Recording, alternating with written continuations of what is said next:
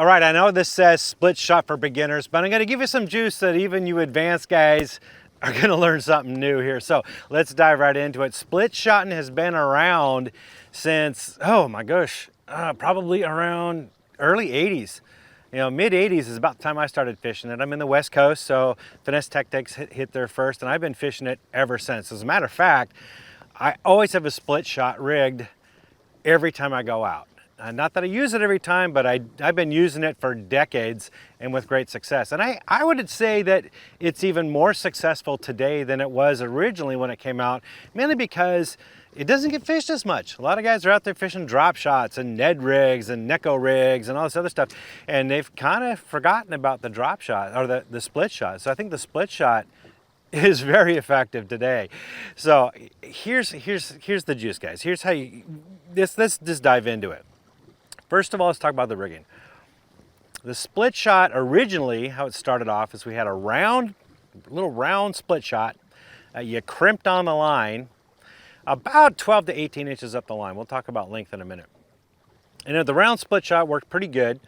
The problem with that is the split shot, you crimped it on the line and it would weaken the line right there. Plus, if you need to move the split shot up or down, well, you're fat out of luck. You'd have to clip it off and retie and start over again. In came a split shot that's got what they call ears on the end of it. So you got the open end, and then on the other end of it, you have these little ears that stick out that if you crimp down on those, it would open it back up again. You can reposition it on the line and crimp it back down. Again, the same problem is that if you've crimped down on the line, well, now you've weakened it. So that's not good. But also those little ears would pick up little, grass, debris, things on the bottom, pick up muck. That would dampen your sensitivity. Plus, they could actually end up spinning in the water. When you reel back up, you'd get a little bit of spin in it from those ears, and that would introduce line twists. So not a good answer either. Finally, somebody came out with these cylindrical weights. And what you do with those is you thread the line through it, and then you use what's called a rubber nail. I use what's called a Pegget. That's the brand name. And you slide it in all the way, you snip off the tag end of it, and there you go. It holds it nice and snug. It does not do any damage to the line, and you can bring it through weeds and grass and other stuff just fine. It doesn't get hung up. Matter of fact, it works really good in rocks too. It just doesn't get hung up very much. So it's a great solution. Plus, if you need to move it up and down the line, you just wet the line, slide it up or down to where you want it to be, and you're good to go. I like using cylindrical weights now. I use those all the time for my split shot, even though I still call it split shot. So that's one key thing. Where to put it.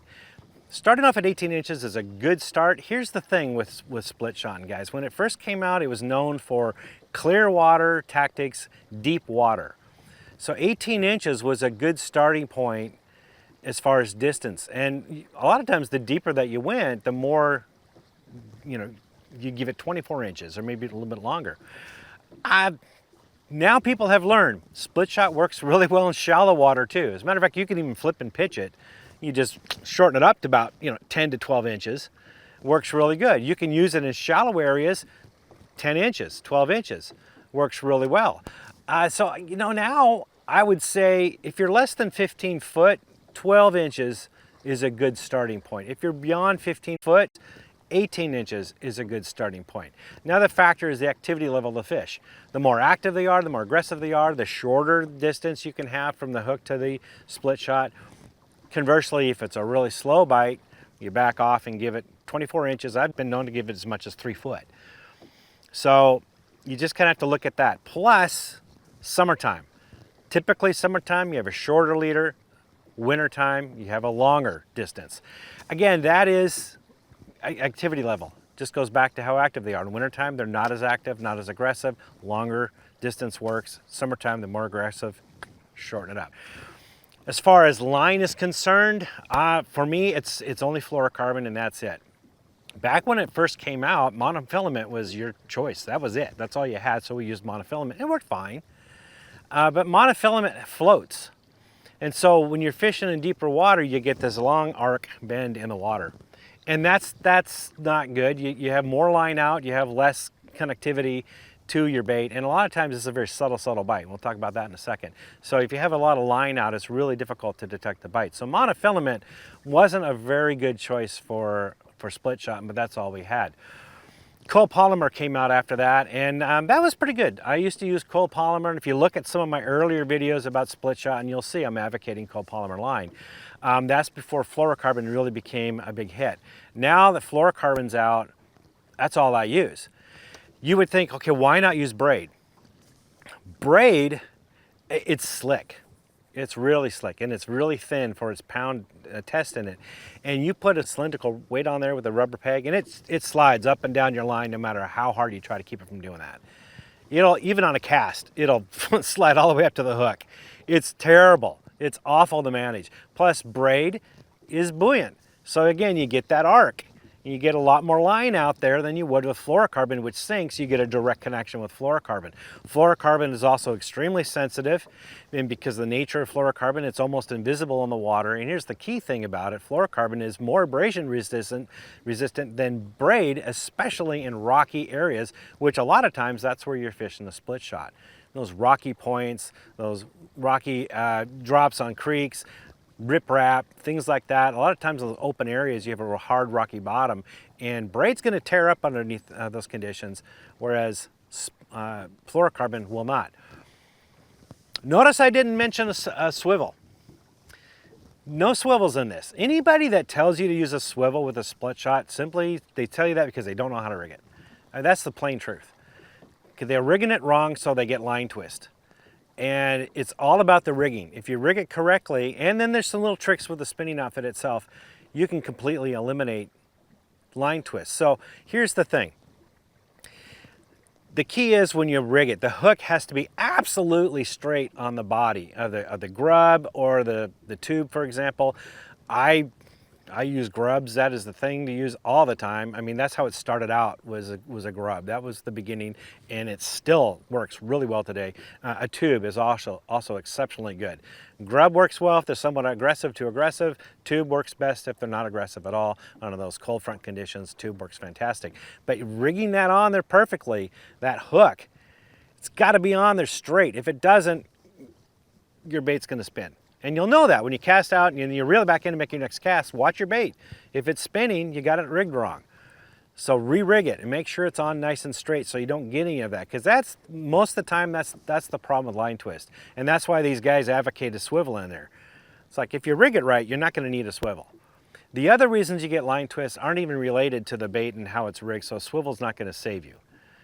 So there's no need for a swivel with a split shot. The other ways that you can eliminate line twists, there's just how you use a spinning reel and a spinning outfit, you can virtually eliminate all line twist. I have a video right here that goes into it in depth, and I'm telling you guys, I use this all the time when I use spinning gear, and I never, ever, ever have line twist. I'm honest. Scout's honor. I don't have any problems with line twist using fluorocarbon. Use the techniques in that video and make sure your bait is rigged straight. You're never going to have any line twist issues. Don't use a swivel. Rod. Rod is really important. Back when this technique first started off, we're using 7 foot to 7'1" medium light, fast action spinning rods. And that hasn't changed. That is still the go-to rod for split shotting. You know, techniques have evolved over time. As a matter of fact, back when that first came out, most rods, a long rod was considered, 6'6". That was a really long rod back then. So coming out with a 7 foot was like, oh my gosh, are you kidding me? That's huge, right? Now it's rare for you to find any technique where you use a rod less than 7 foot. And the rod composites and what they're made out of and the line guides and everything is all changed over time. And so a lot of tactics and gear that we used to use with various tactics has changed over time and has morphed, but not with split shotting. Split shotting still, that's 7 foot or 7'1", medium light, fast action rod, pair it with a size 2000 or 2500 reel, and you're good to go. You want a high quality reel. That drag is what's really important. So a high quality reel has a really good smooth drag, and that's important. Now when you get a good fish on, you're using like 6-pound line. That's all I use. When I started out doing it, I'd use 10-pound. Again, I'm using monofilament, so I use 10-pound line. When I use copolymer, I kicked down to 8, and now I'm using fluorocarbon, I use 6. And 6 is real tough. It works really well. You got to get past that. Some guys like 6 pound, but when you've got a medium light action rod, you've got a spinning outfit that's got, you know, a good drag to it. That fluorocarbon's got a little bit of give and stretch, which is what you need. You're using a 1 to size 1/0 hook, so it's not a very stiff or strong or thick hook. So you don't need a strong outfit to set the hook. You just, I'll tell you about the hook set in a second, but you get that fish pinned, and then all of that works in concert to work together to get that fish to you. So it works perfectly. It's a great setup for even big fish. As far as the hook set is concerned, this is not the time to cross their eyes. A lot of times these guys reel down and boom, you know, those YouTube hook sets, right? Yeah, that's ridiculous. All for show. No, I don't do that, never have. All you do with this setup is you reel down, you give it a good firm hook set while you reel into it. You kind of lean into it. It's kind of a sweeping, reel, jerk hook set, but it's not lay down and give it all you got. If you do that, you're going to end up either snapping your line or straightening the hook out or just ripping the hook out of the fish's mouth. So a super hard hook set is actually bad. You will lose more fish with a strong hook set. And then the rest of your gear, just keep that pressure on that fish and you'll get them to the boat. Don't swing him in the boat. You're using light gear. This is not the time to be swinging fish. Something bad will happen. Unless it's a dank, you know, a little small fish, or, you know, swing them. But a bigger fish, go get them. And you'll catch a bunch of fish. Now, as far as the technique is concerned, it's about the depth. So if you're fishing shallow, you can actually pitch it up under docks, under eaves, under branches and overhangs, and just look for those shadow areas.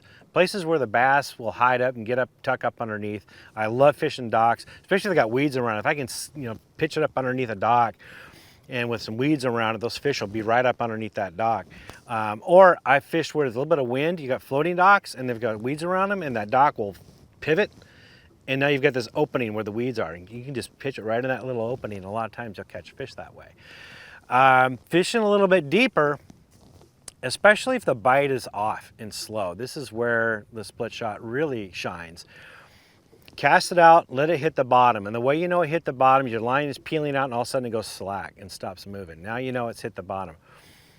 Grab the line so you got some tension to it and reel up until you got tension to the weight. The reason you do that is if you have slack line, you start reeling, you're gonna get a loop in that spinning reel, and that's gonna be a bad problem. When you cast again, it's gonna blow up on you.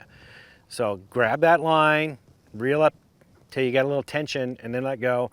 And now what you're doing is you keep tension on the line and you just slowly crawl it. You just crawl it on the bottom. If the bite's really slowing off, you're only moving it a couple inches at a time, and then you let it rest and let it sit for 10 seconds, 15 seconds, sometimes 30 seconds.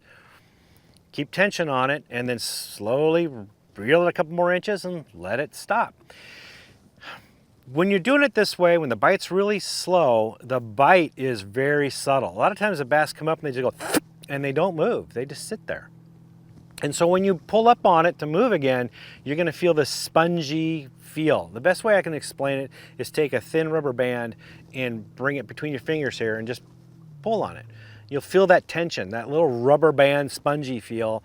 That give, that's what you're looking. If you got a weed, it doesn't give. You just pull and you kind of, it's there, and the tension's consistent. But if it's a fish, it kind of bounces, for lack of a better word. A little spongy. That's a fish. Set the hook. Other times the bite is just, they'll start swimming off. And you reel up and you see your line kind of go in one direction. Well, you got to reel up and set the hook. You didn't do that. So it's very subtle. You got to pay real close attention to that bite. The other part of it is you hold the rod loosely in your hand. A lot of the techniques we use in bass fishing, we got a firm grip, not like a death grip, but we got a firm grip on the rod. With split shotting, when it's really dead and dull and the bite's off like this, hold it loosely in your hand. Don't just palm it, but I mean just a looser grip. What happens sometimes is the fish grabs it, and if he starts to swim off, your rod will move in your hand. You got to leave a little bit of leeway in that. And your rod will shift in your hand when the fish picks it up. That fish won't feel the resistance of you, and that gives you just a heartbeat more second to set the hook. Immediately, sometimes when that fish feels that resistance, they spit it up before you get a chance to set the hook. So just holding it loosely, and you can feel that rod move a little bit when that fish grabs it, that gives you a second more to get a good hook set. Now when the fish are active, your presentation's faster. Now you throw it out, let it hit the bottom, reel up, lift up off the bottom, and let it drop. And your lifts are a little more exaggerated than you might think. You're not lifting the bait up that high, you're lifting the weight up that high. So the weight lifts up, now the bait starts to follow, then when you drop, you see your bait's not as high as the weight. And then the weight drops and the bait starts to follow. So you're lifting up a little more exaggerated than you think. So lift up on it, and then let it drop and reel up the slack as it falls. Let it fall. Wait a second so the bait can drift back down, weightless at that point. And then reel up, feel if there's a bite. Nope, lift up, drop, rinse, lather, repeat. You can do that technique pretty quickly, even behind someone who's fishing fast. As a matter of fact, a great way to fish the split shot is you cast out and reel it very slowly. This is when you're using a grub. Use a 3-inch grub, throw it out there, let it get near the bottom. It doesn't have to be on the bottom, and then just slowly reel it and just let it slowly swim along the bottom. Guys, sometimes people out there throwing crankbaits, and at the front seater is throwing crankbaits or spinnerbaits or topwater fast moving lures. If you're out there casting and winding it this way, you're picking up a lot of fish that he missed. I've dang near won tournaments from the back seat doing that. Matter of fact, I've won a few doing that. It works very, very well. So if you're in the back of the boat, fishing the split shot rig behind a power fisherman is actually a good way to go. A lot of times what I do with that bait, one little tidbit here, is I do rig the Texas rig almost every time. I don't rig it with an open hook. Even though sometimes I'm fishing out in rocky areas and rocky points where there isn't any weeds or wood to get hooked on, because you're fishing in a variety of different situations, that's why I rig it Texas rig, because you never know. You may hit an area where there's patches of grass, and those bass are up in those patchy areas, and you can bring that split shot, that grub right over the top of it. You might go through a little bit of weeds or something like that, but because it's Texas rig, you're not going to bring back a wad of weeds or anything like that. So I always fish it Texas rig, just a rule of thought. One more bait to use also is a finesse worm. This is again when the bite's really off, and I've used tubes and they don't want to bite a tube. Get a 4 or 5 inch finesse worm, and that is like killer. When the bite is really, really off, it's like winter time or what have you. Bad fronts come through in the springtime and the bite is just shut off. That finesse worm is gonna be killer for you. So that is the basics of fishing a split shot rig. Go out there, have yourself a ball, catch a ton of fish.